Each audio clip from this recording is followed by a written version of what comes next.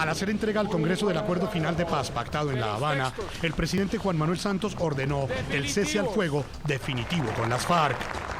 A partir de las 0 horas del próximo lunes 29 de agosto.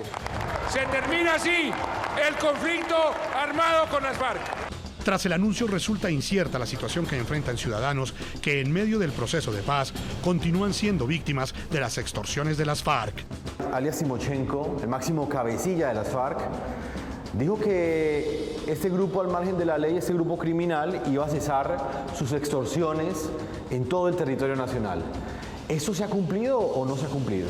No se ha cumplido porque hace aproximadamente unos 10 o 12 días un amigo le tocó que llevar 5 millones directamente al compañero sentimental de alias La Oruga, Emerson.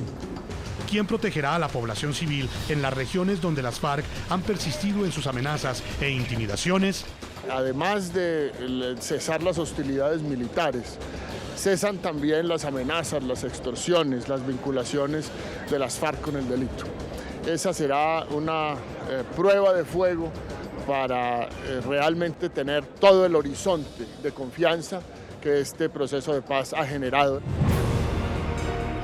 Hoy en el programa La Noche de NTN 24, el canal de las Américas, Diana Sofía Giraldo, presidenta de la Fundación Víctimas Visibles, y Hernán Penagos, congresista por el partido de la U, analizan y debaten el significado, el impacto y las repercusiones del contenido del acuerdo final de paz, cerrado y anunciado el miércoles por las delegaciones del gobierno colombiano y las FARC. Lidia Barraza, portavoz del Departamento de Estado de Estados Unidos, explica la postura del gobierno de la Unión Americana frente al modelo de paz sellado en Cuba. Comienza la noche bajo la dirección de Claudia Gurisati. Buenas noches.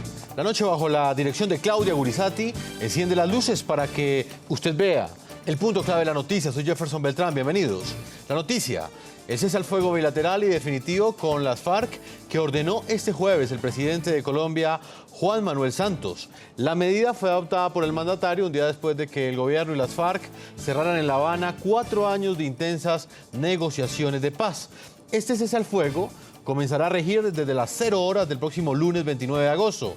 El punto clave de esa noticia: los pendientes, las dudas y las preocupaciones que aún quedan tras conocerse el acuerdo definitivo entre el gobierno de Colombia y las FARC. Para las partes representa un histórico logro para poner fin a décadas de conflicto. Sin embargo, la organización ilegal aún no ha pedido perdón por sus múltiples crímenes. Tampoco hay claridad sobre la entrega de los niños y adolescentes reclutados por las FARC. A esto se suma la incertidumbre en zonas de reconocida influencia de las FARC, donde, como lo hemos documentado en el programa La Noche, las extorsiones a los pobladores han persistido pese a la orden, pese a la promesa a la que se comprometió alias Timochenko de suspender esa práctica delictiva. En un momento en el que los colombianos hasta ahora empezaban a digerir las 297 páginas del acuerdo de paz al que llegó el gobierno colombiano y las FARC, el mandatario, arropado por un numeroso grupo de congresistas, de familiares, de seguidores, de palomas de cartón y camisetas en las que se leía así a la paz, decidió darle un crucial anuncio al pueblo colombiano en la Plaza de Núñez del Capitolio, allí donde minutos antes había presentado el acuerdo definitivo al Congreso para convocar al plebiscito.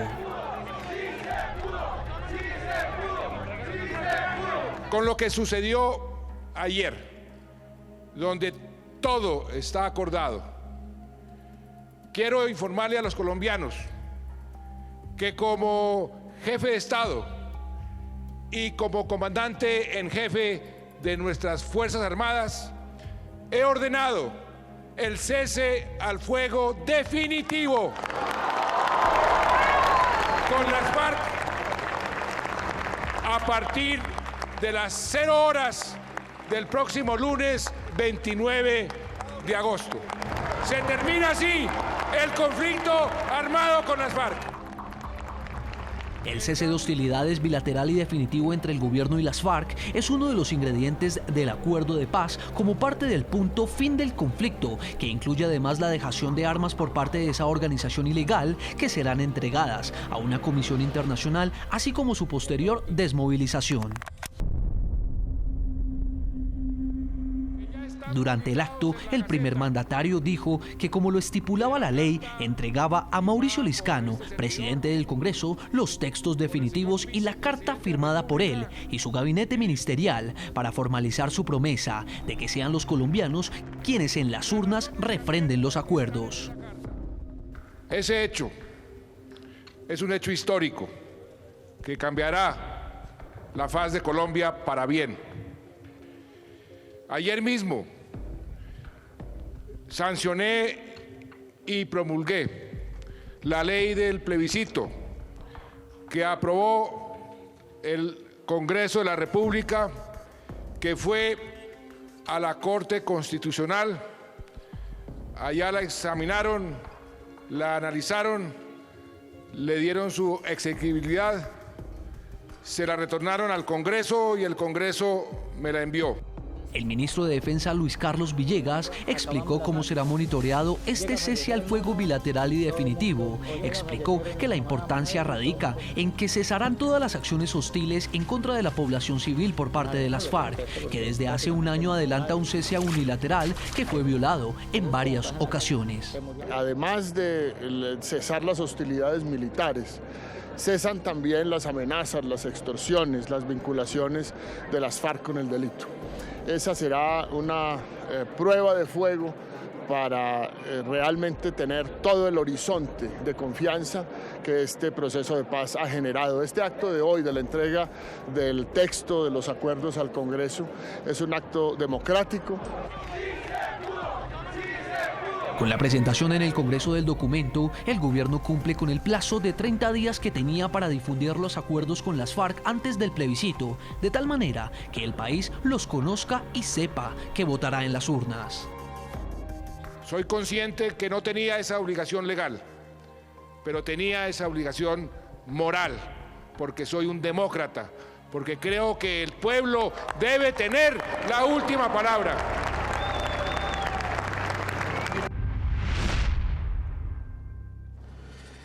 Es la noticia más importante del día de hoy. Tendrá su análisis aquí en el programa La Noche. Yo invito a nuestros televidentes a que participen sobre el tema de análisis del día de hoy. La pregunta que les vamos a plantear es si creen ustedes que el acuerdo final logrado entre el gobierno colombiano y las FARC garantizará una paz estable y duradera. Los invitamos a que opinen a través de las cuentas de Twitter de nuestro programa La Noche. Están apareciendo allí en la parte inferior de nuestra pantalla. Voy a saludar a nuestros invitados en nuestros estudios desde dos ángulos opuestos. Vamos a presentar este tema. Diana Sofía Giraldo, presidenta de la Fundación Víctimas Visibles, analista política, también columnista del diario El Nuevo Siglo. Bienvenida al programa La Noche. Muchas gracias, Jefferson, y a toda su audiencia. Está con nosotros Hernán Penagos, congresista por el partido de la U, copresidente de la Comisión de Paz de la Cámara de Representantes, fue presidente precisamente de la Cámara de Representantes. Congresista, bienvenido a La Noche. Jefferson, buenas noches, gracias por la invitación. Un saludo para la doctora Diana. Diana Sofía, comienzo con usted planteándole el interrogante que hoy le hacemos a nuestros televidentes. A su juicio, ¿este acuerdo tal y como está firmado garantiza o no una paz duradera en nuestro país?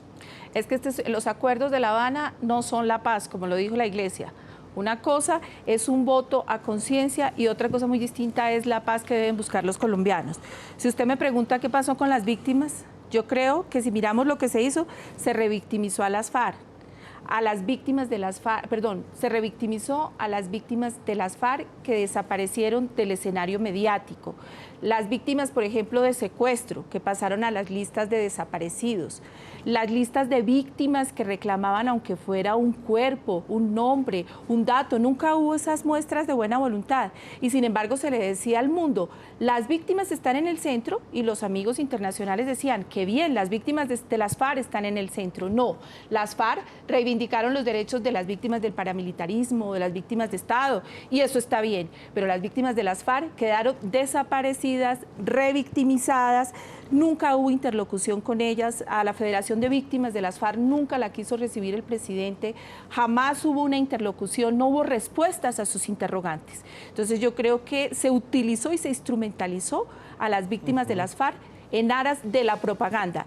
Y bueno, y a futuro estamos estudiando los documentos y ya podemos entrar más adelante a ver qué va a pasar con quienes cometieron esos delitos de lesa humanidad o todo lo que ustedes han venido denunciando en estos días. ¿Qué ha pasado con la gente que están extorsionando, con la gente que Bueno, Eso será punto por punto y todo eso en el contexto también de Sí. la noticia el día de hoy, que es el anuncio de ese cese al fuego bilateral y definitivo que del próximo lunes entrará en rigor, según lo ha dicho el presidente Juan Manuel Santos. Representante Penagos, ¿cuál es su opinión? Sin duda, la firma o por lo menos la presentación de este acuerdo es el inicio para la construcción de una paz estable y duradera. Es que la construcción de una paz estable y duradera no depende de un documento, si se quiere, retórico. Depende de que se cumplan los procedimientos o parte o la mayoría de los procedimientos que se establecen, no solamente en el acuerdo, sino los que se tienen que definir como políticas públicas en el futuro. Por ejemplo, este acuerdo es lo que se conoce como el Sistema Integral de Verdad, Justicia y Reparación. Y en ese sistema integral de verdad, justicia y reparación, pues se tiene que tocar todos los temas de víctimas, la jurisdicción especial para la paz, las comisiones de la verdad, todo el tema de reparación integral y los mecanismos que permitan que la implementación del acuerdo, que es muy importante y lo que se va a dar después de la votación del plebiscito, si los colombianos votan de manera afirmativa, para que esos acuerdos se convierta en normas constitucionales, en normas legales que permitan que definitivamente no se frustre el acuerdo y efectivamente este proceso de paz llegue a feliz término. Esto no es un proceso de un día, esto no es simplemente con la firma de un documento, se requiere un camino largo, importante, muy juicioso y muy serio para que efectivamente, por lo menos, este acuerdo con la guerrilla de las FARC, esa franquicia de la guerrilla de las FARC se termine en el país. Diana, hay un punto bastante importante y usted alcanzó a desglosarlo un poco en la primera respuesta y tiene que ver con las víctimas directas de las FARC. ¿Realmente ese acuerdo garantiza o no reparación, garantiza o no justicia para las víctimas específicas de las FARC? Las que dejó ese trasegar criminal de casi más de medio siglo. Pues vamos a ver qué pasa. Por ejemplo, durante todo el proceso no nos dijeron dónde está el sargento Peña Bonilla. Durante todo el proceso no nos entregaron uno solo de los secuestrados que por obra y gracia de las estadísticas convirtieron en desaparecidos. Durante todo el proceso no dijeron, nos duele, pedimos perdón. Durante todo el proceso lo que se hizo fue instrumentarlas. Entonces, ¿verdad? ¿Quién va a contar esa verdad? Hay que estudiar lo de las comisiones.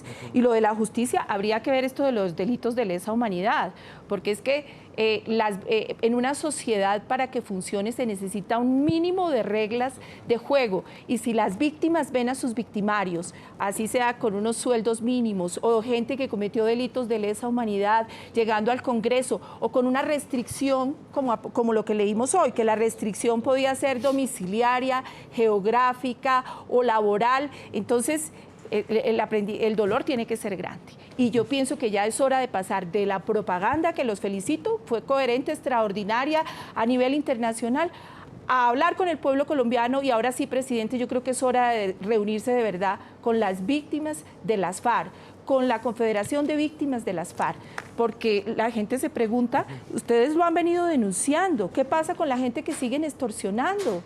¿Qué pasa con la gente que sigue preguntando por sus familiares desaparecidos? Incluso cuando los noticieros sacan resúmenes de la entrega de restos, entregan restos del Palacio de Justicia, del paramilitarismo. ¿Y dónde están los restos de la gente que masacraron las FARC? Nos los pasaron de terroristas a estadistas. Listo, está bien, queremos la paz. Pero señores, que lo de las víctimas de las FARC, el resarcimiento sea real. Representante Penagos, ¿usted cree que esta justicia, tal y como lo la han presentado y que de alguna manera ya está completamente explicada en este acuerdo de cerca de 300 páginas que hemos tenido la oportunidad de revisar, cree usted que esta justicia es real? ¿Las personas que sufrieron algún tipo de vejamen por parte de las FARC van a terminar siendo reparadas? Y no solamente reparadas, sino van a sentir, por ejemplo, esa sensación del que el que le hizo daño realmente está pagando por ese daño que le hizo. Claro que van a ser reparadas y lo explico de la siguiente manera.